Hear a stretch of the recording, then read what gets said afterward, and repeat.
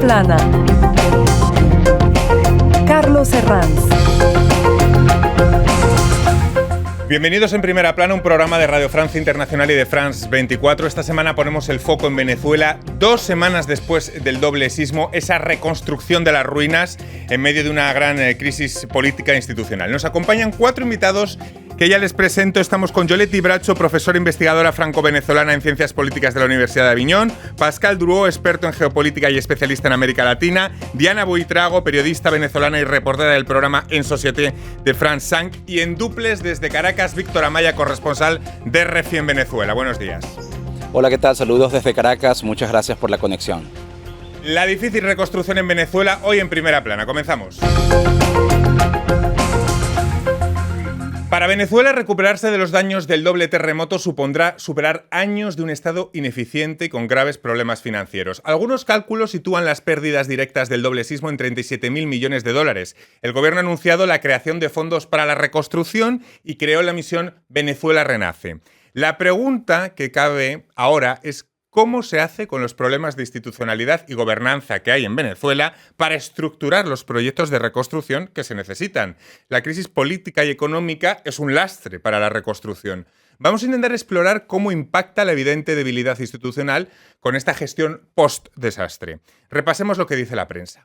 El Espectador. Estado lamentable. La precarización vivida durante el chavismo, que tiene impacto en la salud o la economía, se muestra también ahora en la incapacidad ante la tragedia.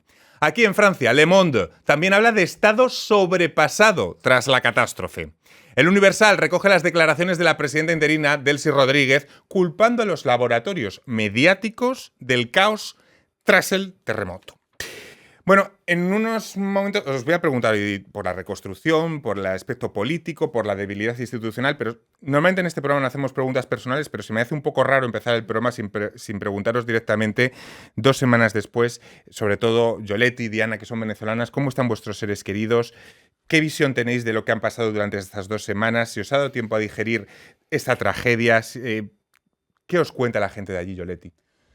Pues, o sea, todavía es difícil. Digamos que entre la gente cercana, bueno, lo que yo suelo decir es, bueno, los míos están vivos y ya eso es una suerte enorme, pero cuando uno empieza a ver, o sea, familia, amigos, cercanos, todos tenemos a alguien que está buscando el cuerpo Claro. de alguien, todos tenemos a personas que han perdido casa, hogar, etcétera. Hay, o sea, mucha tristeza, hay un duelo que se está comenzando a hacer, pero también hay mucha rabia, o sea, porque toda esta tragedia, y es lo que vamos a hablar claramente, también tiene obviamente pesos políticos, o sea, las tragedias naturales, entre comillas, también tienen efectos graves por lo que se decide o no a nivel político para solventar este tipo de situaciones. Y entonces ahorita hay mucha rabia hacia qué es lo que tendría que haberse hecho y qué es lo que no se hizo y por qué hay tanta muerte. Vamos a ver cómo se canaliza esa rabia. ¿Qué sentimientos, Diana? ¿Duelo, frustración, rabia? Es que, claro, el duelo va a dar paso a otro tipo de cosas. Sí, hay una tristeza enorme, como dijo Yoletti, hay un trauma que está presente y que estará presente por muchos años para las personas que vivieron eso. Y no solo esas personas, también las personas allegadas, la gente que está afuera y que no puede acompañar de cerca sus familiares que perdieron, sus familiares traumados, y hablamos de pérdidas humanas, pérdidas materiales que va a tomar años en reconstruir, y esa va a ser la fase más importante de toda esta catástrofe. Pascal, una catástrofe como esta hace aflorar, digamos, las costuras del Estado, la solidez institucional en la respuesta. Decía Le Monde en su portada, un Estado sobrepasado. Sí, definitivamente. Eso revela las fuerzas o las debilidades, y aquí esos terremotos revelaron la quiebra de un sistema, la quiebra de una gobernabilidad, la razón por la cual Yoletti y Diana lo han dicho muy bien, el dolor, el duelo se mezcla a la cólera, pero también a esa forma insoportable de no poder hacer nada frente al desastre. Y eso definitivamente es el peor de los dolores. Lo vi muy bien en otros dramas que hubo en la región, tanto como en Haití, después de 2010. Fui allá pocas semanas después de ese terrible terremoto de enero 2010, 300.000 muertos, pero también en 2016 en Manta, en Ecuador, donde Manta quedó el centro totalmente destruido y donde también hubo esos movimientos. Pero aquí, en Venezuela, porque la proyección de Venezuela, un país importante, estratégico en América Latina, porque está desde meses metido en el centro de actualidad internacional, el dolor aún es más fuerte y es totalmente al nivel de la cólera que existe hoy en día en Venezuela. Claro, estas lagunas institucionales las podemos ver en el pasado, por falta de inversiones, donde habría que haberlas hecho, como en el presente, en la gestión ahora de los fondos para la reconstrucción. Es decir, esa debilidad institucional se ha visto la hemos visto en el pasado y la estamos viendo en el presente, en la gestión. Bueno, o sea, pudiéramos tomar en cuenta el hecho de que en 1999 hubo lo que se llamó la tragedia de Vargas, entonces este deslave, que es la misma zona, o sea, hoy en día llamamos al estado de La Guaira, pero bueno, históricamente se llama el estado Vargas, y es la misma zona donde en aquel entonces fueron lluvias dramáticas, bueno, o sea, excesivas, que se llevaron pues tierra, edificios y mucha gente. Desde ese entonces, obviamente, conocemos que estos son territorios que son muy vulnerables. Y lo que pasa es que después de esa tragedia, no, digamos, los mismos edificios, las mismas grandes construcciones, los mismos hoteles, en la misma zona se construyeron. Entonces, otro desastre, pero es la misma comunidad, los mismos espacios que están tocados. Entonces, de por sí eso ya nos dice muchas cosas sobre qué tanto el Estado venezolano prevé o no prevé sobre o sea, las catástrofes que pueden llegar. Pero también, efectivamente, hoy en día, más específicamente, el Estado venezolano está fragilizado, está fragmentado, está prácticamente, digamos, patrimonializado, y eso tiene consecuencias en la gestión ahora. Vamos a irnos hasta Caracas con Víctor Amaya, porque las esperanzas de encontrar algún superviviente ya han dejado paso al duelo y a la reconstrucción. Hay miles de personas viviendo en campamentos habilitados. Víctor, ¿en qué situación se encuentran estas personas? ¿Qué ayudas necesitan? ¿Qué ayudas les están llegando, sobre todo? Efectivamente, ahora los esfuerzos en la zona de desastre se concentran en sacar los cuerpos de personas fallecidas. Familiares nos han dicho que quieren identificarlos y darles sepultura y que no sean retirados como basura junto a los escombros cuando los terrenos comiencen a ser limpiados con maquinaria pesada. Entre tanto, en los refugios se va organizando un poco más la situación. Ya no están ubicados en parques públicos a la intemperie, particularmente en Caracas. Han sido movidos a coliseos deportivos, también a escuelas habilitadas en ese sentido. Y allí se espera que haya más ayuda en materia de alimentos preparados, agua potable y por supuesto implementos para la higiene. No obstante, todavía hay lugares en Caracas, en La Guaira y en la zona del Junquito también, donde personas acampan a las afueras de sus edificios residenciales esperando que llegue una ayuda por miedo a volver a estructuras que se dañaron severamente durante los sismos del 24 de junio. Claro, y además es que organizaciones humanitarias y ciudadanos venezolanos están cuestionando la velocidad con la que algunos recursos están llegando a las comunidades afectadas, ¿no, Diana? Así es. Porque es importante esa celeridad. Es que este tipo de catástrofe pone a prueba hasta el estado más sólido que haya en este planeta. Y en el caso de Venezuela, efectivamente las primeras horas es donde las instituciones deben demostrar de lo que son capaces. Y en Venezuela fue el mismo pueblo que salió las primeras horas a ayudar a ayudar a todas las personas que estaban bajo de los escombros. Y esto lo que provoca es que ya de por sí había una desconfianza, pero esto acentúa la desconfianza que había en el pueblo venezolano hacia estas instituciones. Y si un gobierno no tiene la confianza de su pueblo, la fase de reconstrucción se va a hacer mucho, mucho más complicada. Porque, bueno, ya hablaremos, pero el tema de la ayuda económica hacia un gobierno en el que incluso su propio pueblo no tiene confianza va a estar muy complicado. Vamos con la ayuda económica, porque el gobierno busca también recursos para afrontar la reconstrucción de las zonas afectadas. Se baraja la opción de casas prefabricadas para aliviar la crisis ocupacional. Esto es una necesidad, digamos, inmediata. Y luego el tema de los fondos, que se está intentando dinamizar por lo que se ve la inversión petrolera y buscar tema a través del Fondo Monetario Internacional. Sí, hay teclas. Sí, definitivamente. Pero todo eso se inscribe en momentos. Eso es muy importante. Como acaba de decir Diana, primero hubo el momento de la urgencia inmediata. Eso por supuesto. La solidaridad es algo totalmente natural. La gente quiso llevar agua, quiso ayudar con sus manos. Es insoportable imaginar para un papá, su hijo, lo que pasó. Estamos hablando hoy en día de casi 4.000 muertos, 3.899 por el momento. pero es insoportable decir, ahí mi ser querido está a unos metros abajo de la tierra. Eso es insoportable para... Eso no hay palabras, definitivamente. Pero la solidaridad también puede ser un problema para la ayuda. Llegó la ayuda, una ayuda internacional, una presencia estatal mínima porque la situación es muy complicada, pero en esos momentos de urgencia, la dimensión de logística, la dimensión de disciplina, la dimensión volviendo a una forma de militarización de los sitios de desastres es absolutamente esencial. Y eso complica, como muy bien dice Diana, cuando no hay confianza, cuando ya se considera que falló el gobierno, además aumenta más la problemática. Ahora estamos ya desgraciadamente pensando en el después, en reconstrucción. Y la reconstrucción no es solamente los prefabricos, no es solamente el agua, no es solamente arreglar la basura, evitar que haya epidemias, porque ya es el riesgo número uno, la rougeole, cosas que son por aquí totalmente mínimas, vuelven como epidemia muy peligrosa, pero también la financiación y cómo administrar y volver física la ayuda financiera es un tema, y en eso lo volvemos también, y lo hablábamos con la dimensión estatal de ordenar la deuda del país, porque la ayuda internacional depende también de tu nivel de endeudamiento.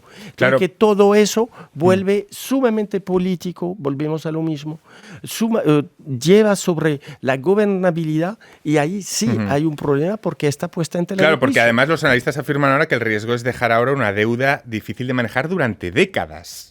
De todas maneras, allí hay una discusión respecto a la deuda en Venezuela, que también lo comentábamos hace rato, y es que si consideramos que efectivamente hay un gobierno ilegítimo desde hace ya varios años, y es el caso, también los venezolanos pudiéramos tener una cierta, digamos, capacidad de poner en cuestión la parte de esa deuda. Se puede haber deuda odiosa en todo eso.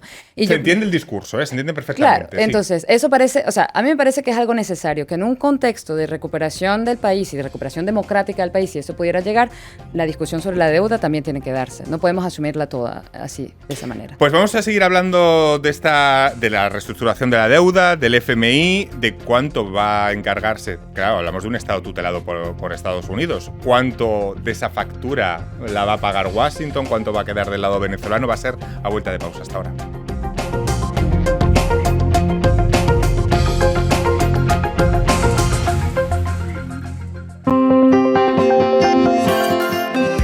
Escucha Radio Francia Internacional en Estados Unidos a través de Seno Media. Con una simple comunicación telefónica local y sin costo, acceda al último noticiero actualizado de RFI en español, llamando desde los Estados Unidos al 425-390-6318.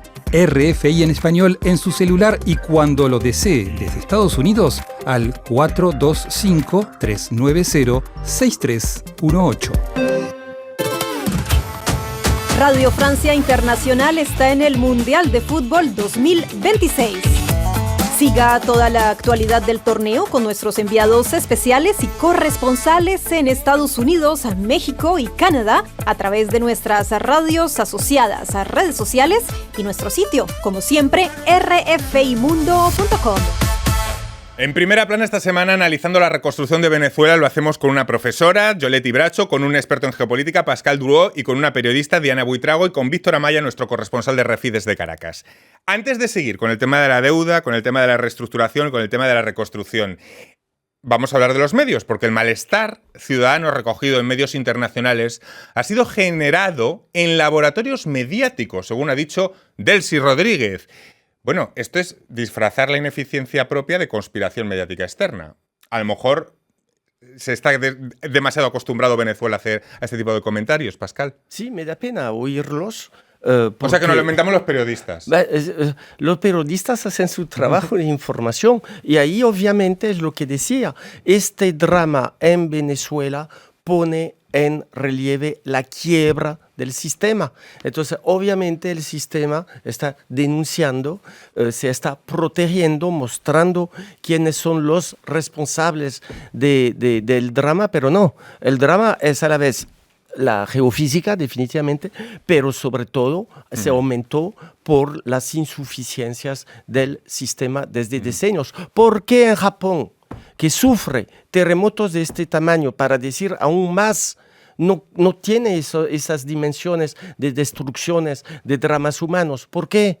Porque ya han previsto, han tomado las medidas de administración de las ciudades, de los centros urbanos, para evitar los dramas. Está integrado totalmente, incluso en el tema, como pronunció la palabra Yoletti, de la unidad nacional. Hace parte de la identidad nacional prever los dramas. Hecho el paréntesis mediático, vamos de nuevo a la factura, porque el país deberá afrontar una factura que podría superar con holgura los 37.000 millones de dólares en un momento en el que carece de músculo tanto financiero como institucional.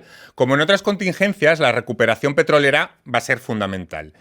Se mantiene como la principal fuente de ingresos. Les pregunto, ¿cómo va a influir la tutela que Estados Unidos mantiene sobre el país desde la captura de Maduro el pasado mes de enero? ¿Cómo va a influir este aspecto? Lo primero y la dificultad primera, antes de hablar de lo de Estados Unidos, es saber que la parte económica quiere decir que alrededor de una mesa vamos a poner a partes que por ahora no se hablan. Quiero decir, el gobierno venezolano, los gobiernos internacionales, organizaciones internacionales e inversores económicos, y eso va a ser la dificultad. Estados Unidos va a jugar efectivamente un papel súper importante. De hecho, ya ha levantado algunas sanciones contra Venezuela para que se pueda recuperar algún dinero. No se sabe hoy en día quién maneja el dinero y Venezuela en realidad.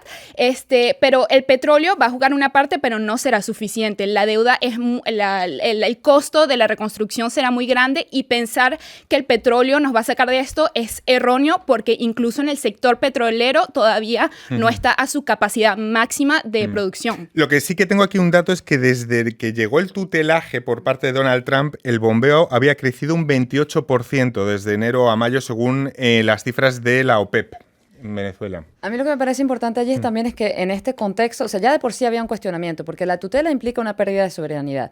Y claro que en Venezuela tenemos un problema democrático que tenemos que resolver. Ahora, a mí me parece muy difícil resolverlo con un Donald Trump, digamos, no me parece el gran promotor de la democracia en el mundo, y en este contexto, claramente orientando hacia los intereses que los Estados Unidos tienen respecto a los recursos de Venezuela.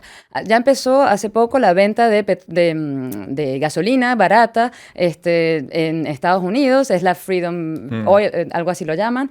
Todo eso también tiene que ver con el hecho de que se están sacando recursos de Venezuela, que los venezolanos los necesitamos de por sí, porque nuestro país estaba ya en una situación difícil, y ahora, sobre todo, para la reconstrucción. Entonces, allí para mí hay un tema, y es que, efectivamente, si vamos a hablar de unidad nacional, etcétera, aunque, bueno, todo eso, obviamente, antes que nada, tenemos que hablar de legitimidad. ¿Quiénes son los actores legítimos para para afrontar esta situación? Y otra cosa que añado también, y es que Venezuela ya de por sí estaba integrada dentro de una economía humanitaria, pero esta economía humanitaria va a aumentar. Y también sabemos que la ayuda humanitaria, que es una cosa que necesitamos, tampoco es un hecho neutro dentro de la economía y la política de un país. Entonces también es una variable un poco fuerte que vamos a tener que manejar entre venezolanos. Vamos a volver a Caracas con Víctor. Víctor Amaya, la reconstrucción de Venezuela dependerá no solo de la asistencia extranjera, como decíamos, sino también de la capacidad de sus instituciones para gestionar los fondos con transparencia. Esto plantea dudas, ¿no?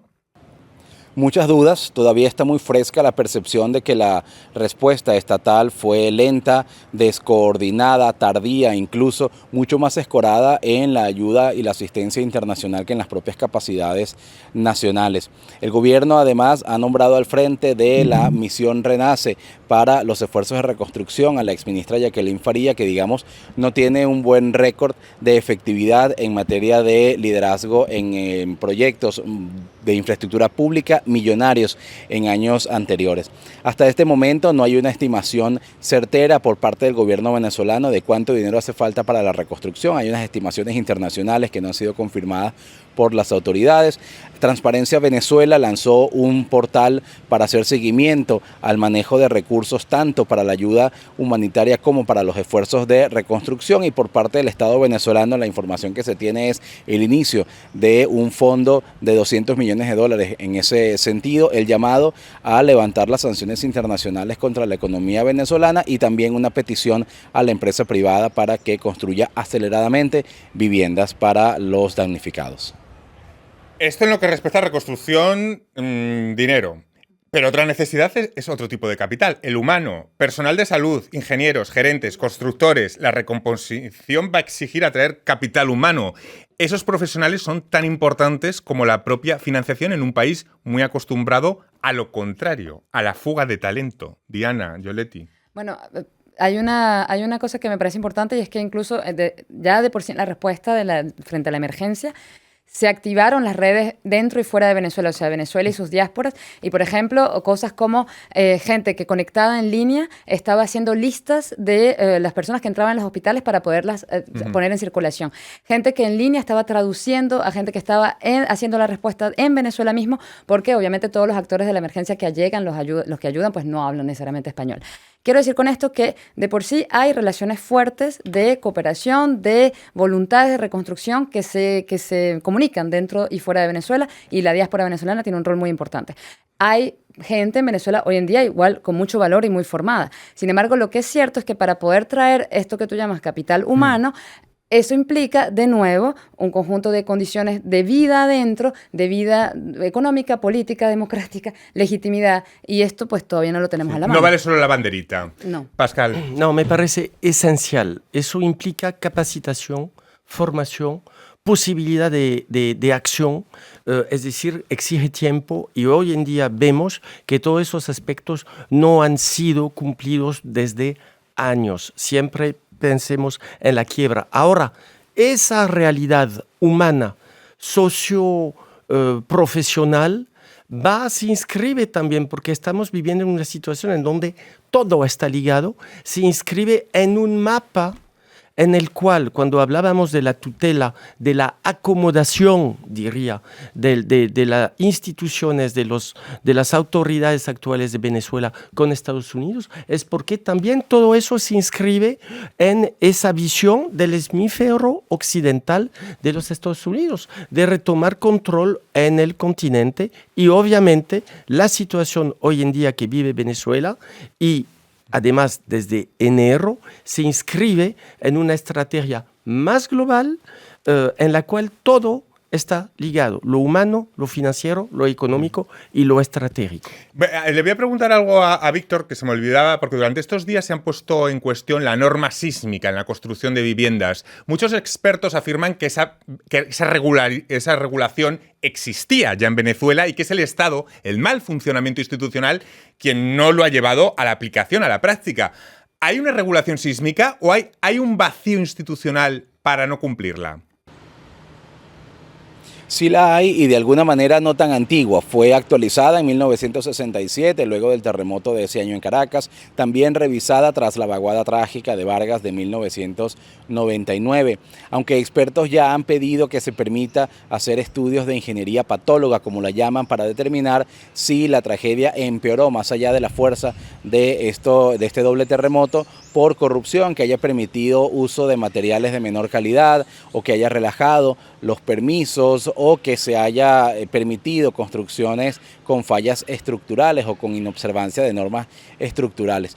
En ese sentido, ya hay varios exfuncionarios del Estado venezolano que han denunciado públicamente que en su momento, cuando la misión vivienda se inició en el año 2011 por parte del gobierno de Hugo Chávez para construir edificios residenciales, muchos de los cuales en La Guaira se vinieron abajo o colapsaron, aquello no se revisaba a nivel local, la permisología y las regulaciones a nivel de alcaldías, porque venían con una orden de arriba y eran impulsadas por el gobierno central. Todo eso forma parte de la discusión hasta ahora. No sé si queréis añadir algo más al tema de la norma sísmica. Bueno, un tema que también, o sea, efectivamente, y con necesidad se está haciendo la crítica a las construcciones de la misión vivienda, lo cual es necesario, pero bueno, también hay promotores inmobiliarios, o sea, allí también hay edificios, digamos, de estos de irse de vacaciones en el fin de semana hacia la playa, etcétera, que también se cayeron. Entonces, allí hay una cosa general, efectivamente, de cómo se aplica o no la norma de construcción en Venezuela. Y claramente, entonces, allí es una corrupción que no, o sea, digamos, que toca ambos tipos de construcción y que se origina, obviamente, en el Estado. Diana, la solidaridad internacional con rescatistas y personalidad se manifiesta en los primeros compases y lo hemos estado viendo. Quizá el problema sea cuando el foco ya no esté puesto en Venezuela, usted lo sabe bien como periodista, ni la solidaridad internacional tenga esa vitrina.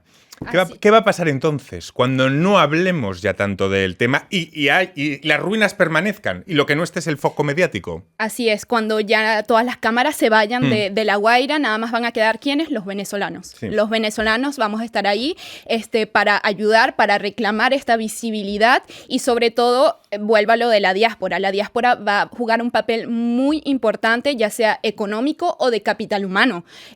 Yo creo que lo que nos ha enseñado esta catástrofe es que Venezuela puede contar con su diáspora. La organización de la solidaridad de la diáspora ha sido increíble, que ya sea en Miami, que tenemos una de las más grandes diásporas, o en Francia, que también se organizaron muy rápido para organizar centros de acopio, ayuda.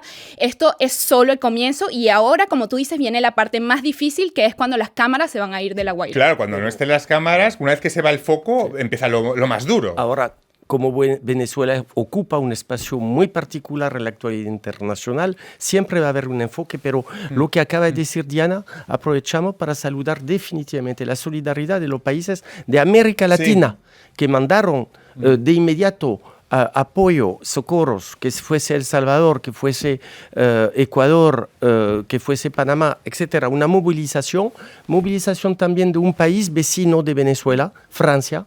Francia, así es. Incluso esta semana estuve en el aeropuerto cuando llegaron los 85 rescatistas que estuvieron ahí levantando escombros, sacando víctimas, y la diáspora precisamente estuvo ahí en el aeropuerto recibiendo todos estos rescatistas. Lo que pareció excepcional, la Seguridad Civil, ACTED, que es la primera agencia francesa de ayuda humanitaria, y es decir que todos estábamos comprometidos y las Naciones Unidas, Tom Fletcher, el secretario general junto a Acción Humanitaria, que hace un trabajo increíble. Me quedo sin tiempo para más. Muchísimas gracias a los cuatro. Seguiremos muy pendientes de esta reconstrucción en Venezuela. A todos ustedes, hasta la próxima semana en Primera Plana. Gracias.